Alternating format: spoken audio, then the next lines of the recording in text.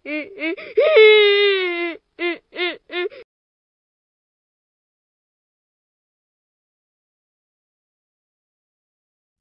Anda siap untuk mengambil langkah pertama menuju kebebasan finansial? Pernahkah Anda bertanya-tanya, apakah Anda akan memiliki cukup uang untuk masa pensiun? Anda bertanya pada diri sendiri bagaimana saya akan membiayai pendidikan anak-anak saya. Kekhawatiran yang masuk akal adalah apa yang terjadi jika Anda jatuh sakit dan tidak mampu bekerja. Ini dapat meninggalkan kesenjangan dalam pendapatan Anda untuk tahun-tahun mendatang. Bagaimana Anda dapat menopang diri Anda secara finansial selama 10-30 tahun ke depan? Maka pertimbangkan ini, rata-rata orang menghabiskan sepertiga hidupnya di tempat kerja. Sehingga tidak mengherankan jika banyak orang tidak puas dengan hal ini. Apalagi menurut survei 89% orang tidak menyukai pekerjaan mereka. Dan 99% orang percaya bahwa mereka harus menghasilkan lebih banyak uang. Selain itu,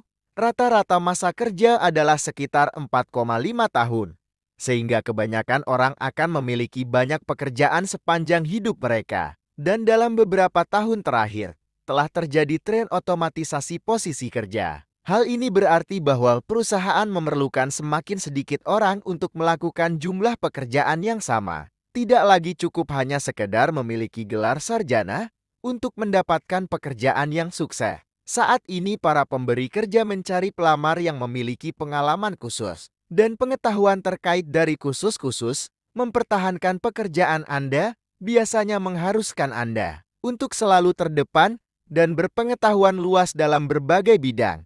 Dulunya menarik untuk melepaskan impian untuk mendapatkan pekerjaan yang aman dan bergaji tinggi, tetapi itu bukan lagi hal yang penting. Dalam kasus teknologi yang berubah dengan cepat saat ini, sangat penting untuk terus meningkatkan keahlian Anda. Karena pertumbuhan teknologi dan perubahan perekonomian, banyak pekerjaan yang sebelumnya bergaji tinggi kini sudah tidak ada lagi. Hal ini menyulitkan kita untuk memahami dampak kemajuan.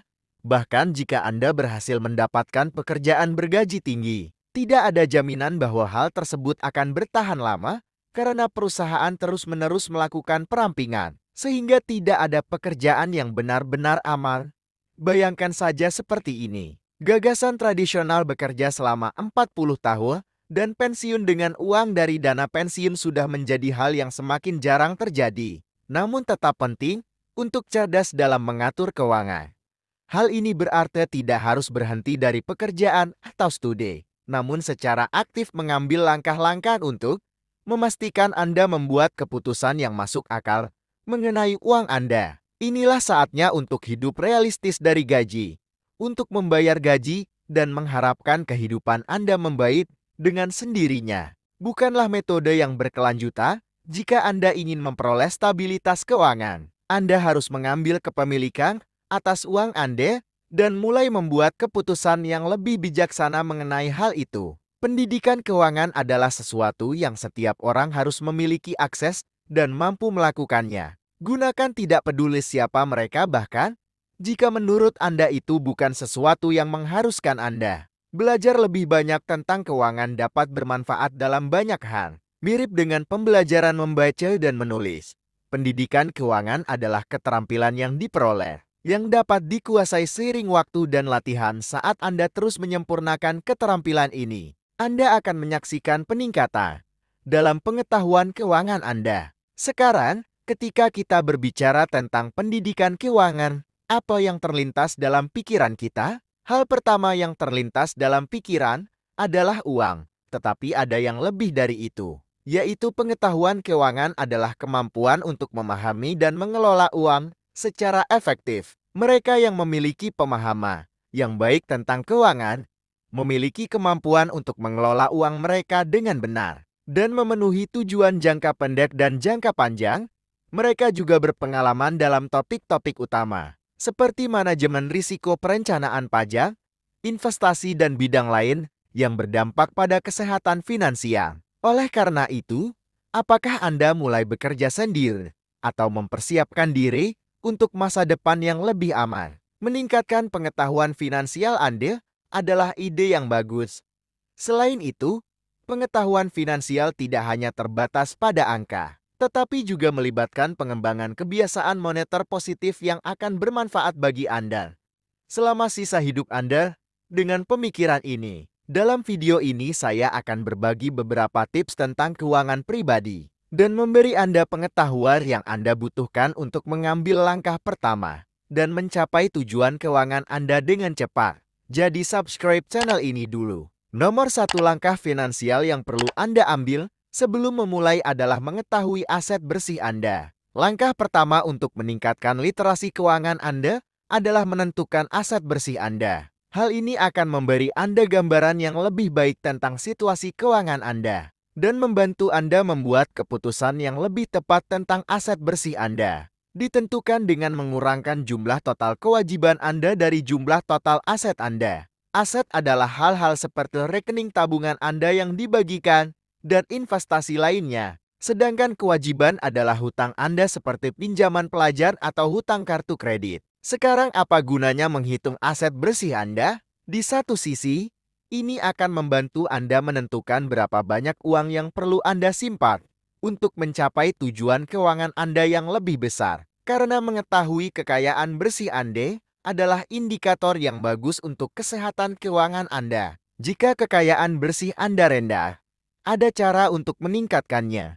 Dan jika kekayaan bersih Anda tinggi, ada cara untuk melindunginya. Tips keuangan berikutnya yang perlu Anda ambil sebelum mengambil langkah pertama adalah mengendalikan pengeluaran Anda. Setelah Anda menghitung aset bersih Anda, langkah selanjutnya adalah melacak pengeluaran Anda. Ini akan membantu Anda menentukan di mana uang Anda disalurkan dan memberi Anda gambaran di mana Anda dapat melakukan pemotongan. Ini juga dapat membantu Anda mengatur anggaran untuk berbagai aspek kehidupan Anda seperti perumahan, makanan, dan layanan publik. Sekarang sebagian besar bank kredit dan koperasi menawarkan pelacak anggaran gratis secara online. Atau jika Anda memiliki anggaran yang telah ditentukan, Anda juga dapat melacak pengeluaran Anda menggunakan spreadsheet. Anda bahkan dapat menggunakan aplikasi untuk melacak pengeluaran Anda seperti memotret kwitansi Anda. Di sisi lain, ada beberapa metode berbeda untuk melacak pengeluaran Anda.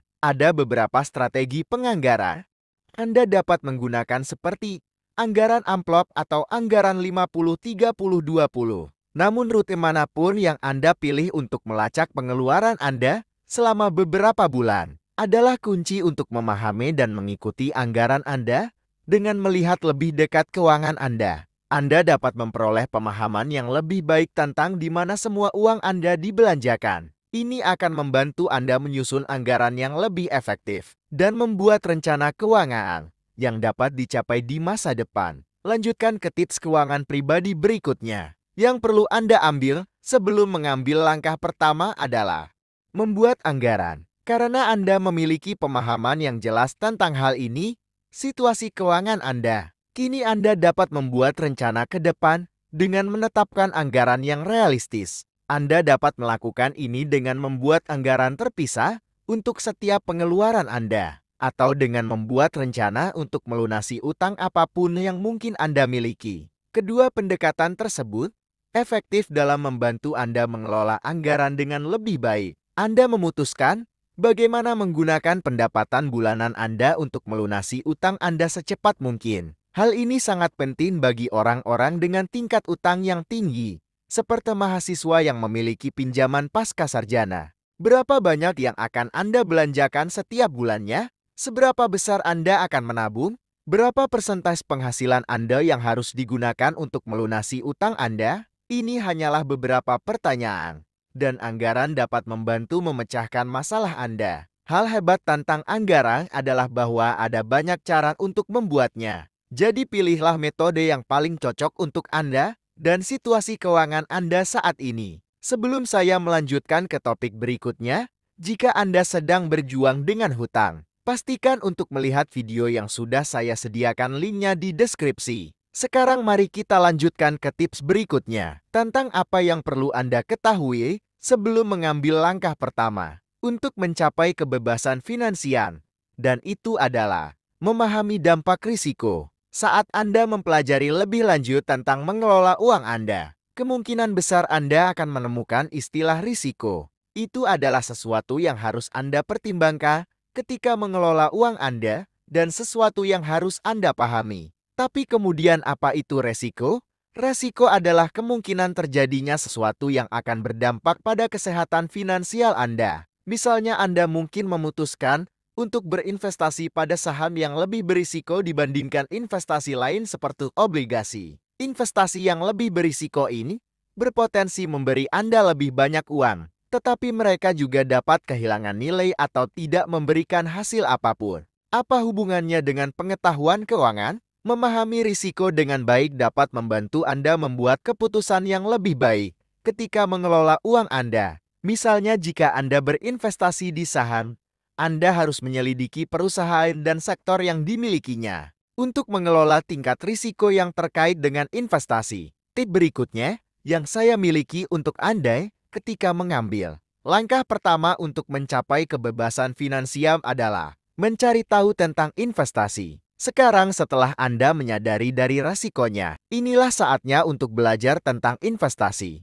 Investasi adalah modal yang digunakan untuk kegiatan yang menghasilkan arus kas, seperti real estate dan saham. Investasi mempunyai sejumlah risiko tetapi juga bisa sangat menguntungkan. Oleh karena itu, jika Anda baru memulainya, adalah bijaksana untuk membatasi diri Anda pada investasi berisiko rendah seperti obligasi dan saham di negara Anda. Anda juga dapat berinvestasi pada diri sendiri dengan mengeluarkan uang untuk keterampilan dan pengalaman yang akan membuat Anda lebih berharga dalam jangka panjang.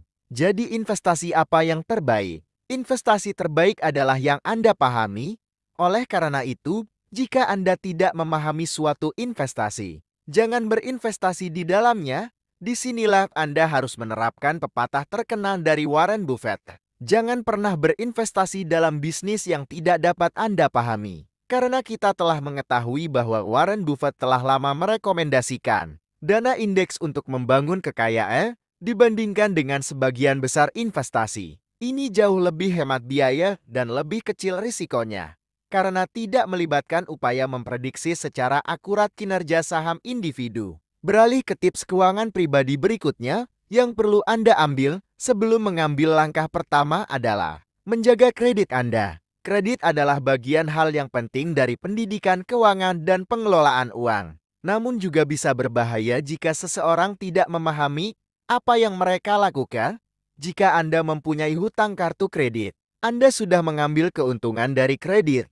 Namun jika jumlahnya tinggi, Anda mungkin ingin mempertimbangkan untuk mengambil tindakan untuk menguranginya. Selain itu, Anda dapat membangun kredit Anda dengan meminta kartu kredit dan melunasinya setiap bulan. Jika skor kredit Anda rendah, Anda dapat mengambil tindakan untuk memperbaikinya. Perhatikan bahwa Anda dapat memeriksa skor kredit Anda dan membaca laporan kredit Anda secara gratis setahun sekali. Jika Anda menemukan kesalahan apapun, Anda dapat membantahnya dan kesalahan tersebut akan dihapus setelah 30 hari. Meningkatkan literasi keuangan Anda bukanlah sesuatu yang bisa terjadi dalam semalam, dibutuhkan upaya dan dedikasi yang berkelanjutan. Jika Anda ingin memulai perjalanan ini, penting untuk bersikap realistis. Jangan menggigit lebih dari yang bisa Anda kunyah atau Anda berisiko merasa kewalahan. Pilihlah satu atau dua tujuan keuangan seperti melunasi hutang atau menabung untuk masa pensiun dan memfokuskan energi Anda untuk mencapainya. Sekarang setelah Anda tahu bagaimana membangun pengetahuan keuangan Anda, sekarang saatnya untuk mulai. Mengikuti tips berikut ini akan membantu Anda membangun landasan keuangan yang kuat. Dan setelah Anda memilikinya, Anda akan berada pada posisi yang baik untuk mencapai tujuan keuangan Anda. Sekarang jika Anda ingin menguasai aturan uang, saya sarankan Anda menonton video selanjutnya. Atau klik video yang ada di akhir video ini tentang 20 aturan uang yang harus Anda kuasai. Subscribe ke channel ini dan bagikan pendapat Anda tentang video hari ini di kolom komentar. Terima kasih telah menonton dan sampai jumpa di video saya berikutnya.